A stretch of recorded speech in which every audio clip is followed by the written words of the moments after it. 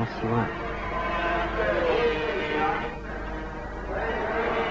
Now you see Shwantz put everything into it. Oh, yeah, you could actually hear Rainey's bike wheel spinning there.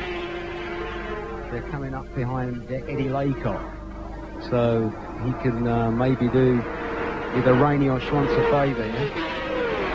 Laycock, they'll close him in pretty quickly. This is the last lap. They'll certainly get to him. The big interest for us now is where is Vic doing and where's Eddie Lawson? On the Laycock now. Yeah, fortunately enough, they're not going to get him. Oh, yeah, once, yeah, Shwantz has got the best of that little bites. Well, he did have.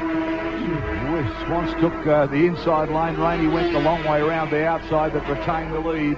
It would have to be, if I was Shwantz, I'd save it and go for a Banzai into. Oh, look back at the Schwantz's thing.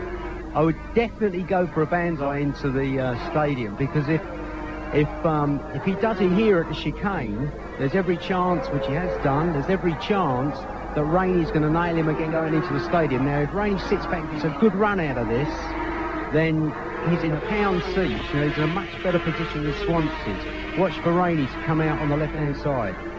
Now, Kevin, I can't believe he did that. He should have stayed behind him. Oh, look at that! I don't believe it! Run wide and he'll never come. He got it. That's... Well, what about this? Oh, how about that? I mean, well, it's still not too late, because Rainey could even... No, he's not close enough now. Well, Kevin Shwantz, I'll tell you what, if he crosses the line, watch for the antics, because this boy knows how